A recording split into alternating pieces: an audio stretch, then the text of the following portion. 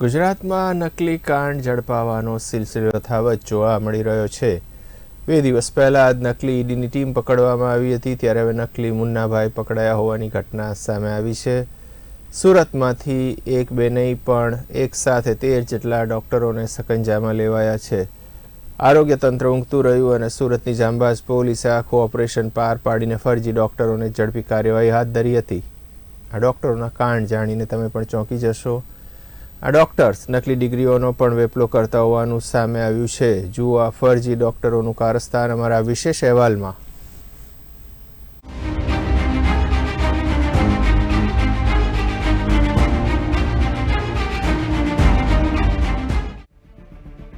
ફરી એક વખત આરોગ્ય તંત્ર ઊંઘતું ઝડપાયું।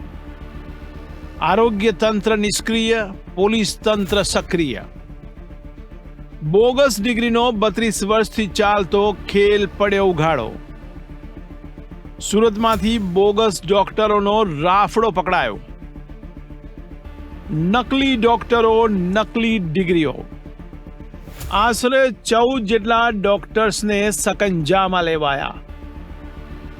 ડોક્ટરો નકલી, ક્લિનિક અસલી। અસલી ક્લિનિક બતાવી આરોગ્ય સાથે કરતા હતા ચેડા। નકલી ક્લિનિક સાથે નકલી ડિગ્રીઓનું પણ કૌભાંડ આવ્યું બહાર।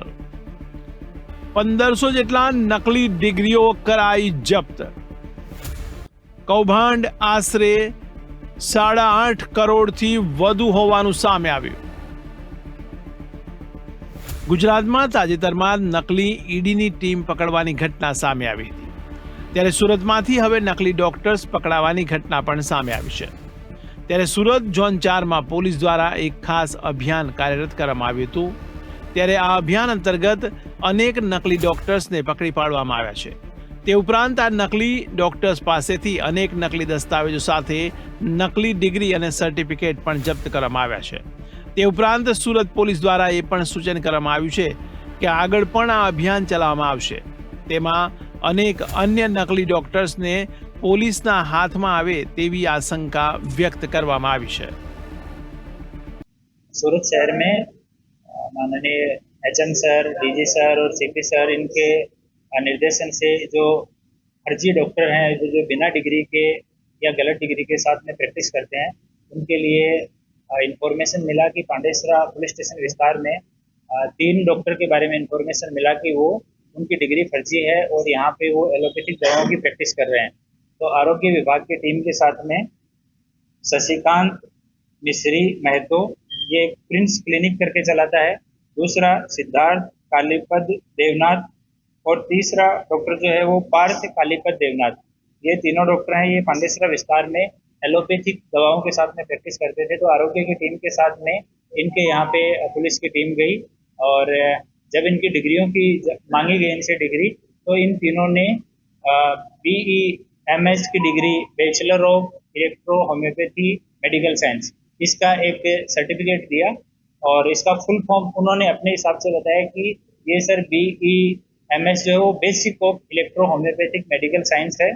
और बाद में जब आरोग्य की टीम ने बताया कि इस तरह की कोई डिग्री गुजरात सरकार के द्वारा अधिकृत कोई भी विभाग नहीं देता है, ये डिग्री है वो बोगस है, तो डॉक्टर से पूछताछ की गई कि आपने ये सर्टिफिकेट है ये कहाँ से लिया। तो उन्होंने बताया कि यहाँ रसेश गुजराती करके हैं डॉक्टर, और वो लंबे टाइम से ये जो है बहुत सारे डॉक्टर ऐसे हैं जिनको उन्होंने इस तरह की डिग्री दी है।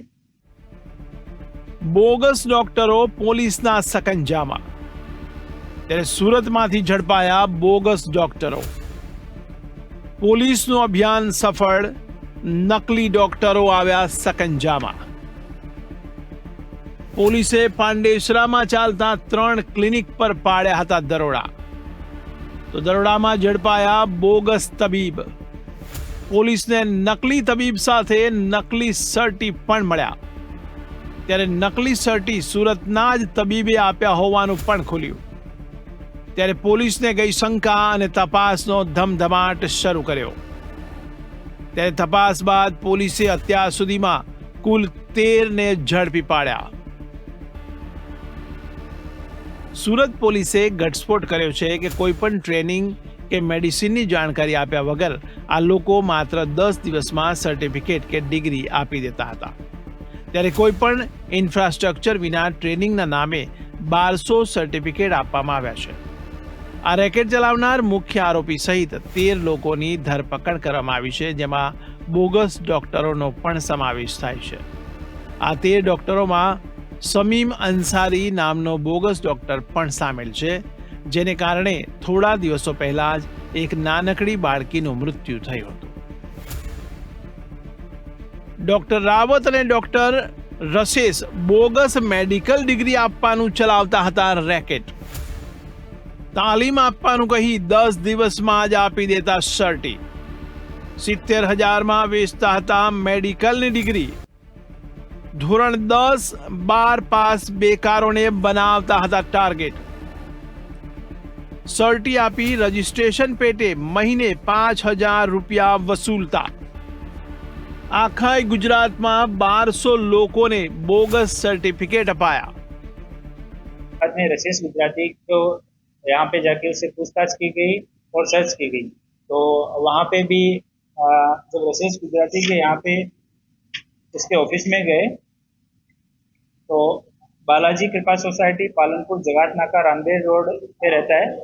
वहाँ पे रजिस्ट्रेशन फॉर्म्स मिले, आई कार्ड के साथ में इस तरह के सर्टिफिकेट मिले 7, खाली सर्टिफिकेट जो प्रिंट करने के लिए थे वो 5 मिले, अलग अलग सर्टिफिकेट उनकी जीरोक्स 15 मिली और मेंबरशिप रिन्यूअल के फॉर्म 8 मिले. तो डॉक्टर से पूछताछ की गई कि आप ये BEMS का सर्टिफिकेट या डिग्री ये किस तरह से देते हो, किस तरह से ट्रेनिंग करवाते हो. तो रशेश गुजराती ने अपने स्टेटमेंट में बताया कि वो पहले यहाँ गुजरात में 90s में उसने DHMS का कोर्स किया और पहले 1-2 ट्रस्ट के साथ में लेक्चरर तरीके काम किया. होम्योपैथी में उसने लेक्चरर बना, फिर एक ट्रस्ट के कॉलेज में वाइस प्रिंसिपल बना, फिर प्रिंसिपल बना.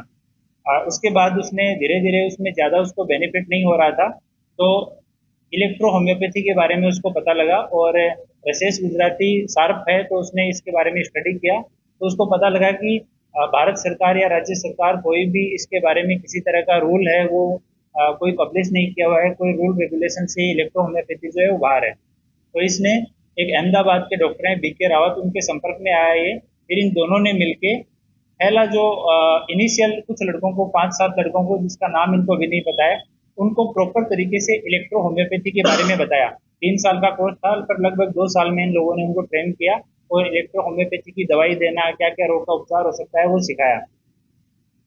जो 4-5 डॉक्टर को इन्होंने बना के मार्केट में भेजा तो उनका अनुभव ये आया कि कोई भी आदमी पब्लिक के जो लोग हैं वो इलेक्ट्रो होम्योपैथी की दवा लेने के लिए कोई भी पेशेंट नहीं आता है, ट्रीटमेंट कोई करवाता नहीं है और दवा जो है उसका इफेक्ट बहुत धीरे धीरे होता है. तो इस वजह से वो जो डॉक्टर मार्केट में जब गए तो उनको रिस्पॉन्स अच्छा नहीं मिला.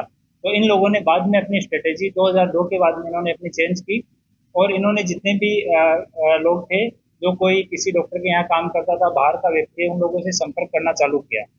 इन्होंने उनको कि आप हमें 70,000 रुपये दीजिए, हमारा आयुष डिपार्टमेंट जो गुजरात का है उसके अंडर में हमारा board of electro homeopathy Gujarat ये रजिस्टर्ड है और ये अहमदाबाद में है. इसके अंडर में हम आपको ट्रेनिंग करवाएंगे और उसकी डिग्री देंगे. ये ट्रेनिंग 2.5 साल की ट्रेनिंग देंगे, ये सब महज दिखावा था. इनके पास कोई इंफ्रास्ट्रक्चर नहीं है ट्रेनिंग देने का, सूरत में भी नहीं है, अहमदाबाद में भी नहीं है. ये 70,000 रुपये किसी से 60, किसी से 70, मौका मिला तो 80 भी अलग अलग आदमियों से लेते थे. लेने के बाद में उनको 10 से 15 दिन में वो डिग्री प्रिंट करके ये लोग दे देते थे और साथ में रसेल जो है वो यहाँ पे उनको गारंटी देता था कि तुम लोग कहीं पे भी जाओ, एलोपैथिक, होम्योपैथिक, आयुर्वेद जो प्रैक्टिस तुम्हें करनी है तुम आराम से प्रैक्टिस कर सकते हो. SMC, पुलिस, आरोग्य ये कोई भी तुम्हारे ऊपर हाथ नहीं डालेगा, इसकी मेरी जिम्मेदारी है. આરોપીઓએ લોકોને કહ્યું હતું કે તે પ્રથમ તાલીમ આપશે અને ત્યારબાદ ડિગ્રી આપવામાં આવશે. ત્યારે લોકોની સાથે 1.5 વર્ષની તાલીમ આપવાની વાત થઈ હતી, પરંતુ એ માત્ર એક દેખાવ હતો. તેમની પાસે કોઈ પણ પ્રકારના ઇન્ફ્રાસ્ટ્રક્ચર પણ નહોતું તાલીમ આપવા માટે. તેઓ વિવિધ લોકો પાસેથી રૂપિયા 60,000, 70,000 કે 80,000 લઈને આ ડિગ્રી આપતા હતા. રશેશ ગુજરાતી આ લોકોને ગેરંટી આપતા હતા કે આ ડિગ્રીને આધારે તેઓ પ્રેક્ટિસ કરી શકશે અને પોલીસ કે આરોગ્ય વિભાગ તેમને પરેશાન નહીં કરે. જો કોઈ પરેશાન કરે તો તેઓ આખી બાબત હલ કરી દેવાની શેખી પણ મારતા હતા. તે લોકોને એ પણ સમજાવતા હતા કે આ ડિગ્રી પછી તેઓ એલોપેથી, હોમિયોપેથી કે આયુર્વેદની પ્રેક્ટિસ કરી શકે છે. તેઓ લોકોને બોર્ડના રજિસ્ટ્રેશન સર્ટિફિકેટ પ્રિન્ટ કરીને આપતા હતા, જેના આધારે તેઓ ગુજરાતના કોઈ પણ સ્થળે પ્રેક્ટિસ કરી શકતા હતા. ડોક્ટરો મવાલી પણ રાખતા અને મવાલી પણ બનતા. પહેલા આપતા ડિગ્રી અને પછી આપતા ધમકી. રજિસ્ટ્રેશનની 1 વર્ષની આપતા માન્યતા. નવા રજિસ્ટ્રેશનના બહાને રૂપિયા 5,000 થી 15,000 સુધી વસૂલતા. જો કોઈ ડોક્ટર આ ફી ન ચૂકવે તો ધમકી પણ આપતા હતા. Doctor B.K. રાવત દ્વારા નોટિસ મોકલી ધમકાવતા. ત્યારે નોટિસનો ડર બતાવીને ડોક્ટર પાસેથી ફી વસૂલવામાં આવતી. ત્યારે ઇરફાન અને સોબિતસિંહ જેવી વ્યક્તિઓને રાખ્યા હતા લોકોને ધમકાવવા. उनको एक रजिस्ट्रेशन सर्टिफिकेट ये लोग प्रिंट करके देते थे कि ये हमारे बोर्ड का रजिस्ट्रेशन सर्टिफिकेट है, इसके बाद में आप अधिकृत हैं कहीं पे भी प्रैक्टिस करने के.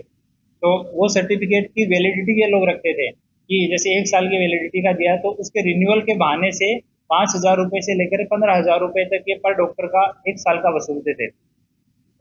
और उस कोई डॉक्टर अगर ना बोले कि मैं ये नहीं दे सकता हूँ या कोई जांच पड़ताल करने की कोशिश करे तो उसको अलग अलग तरीके से ये लोग धमकाते थे. अभी एक डॉक्टर आया है जिसको तो इन्होंने कि तुम्हें मार देंगे इस तरह की धमकियां भी दी है.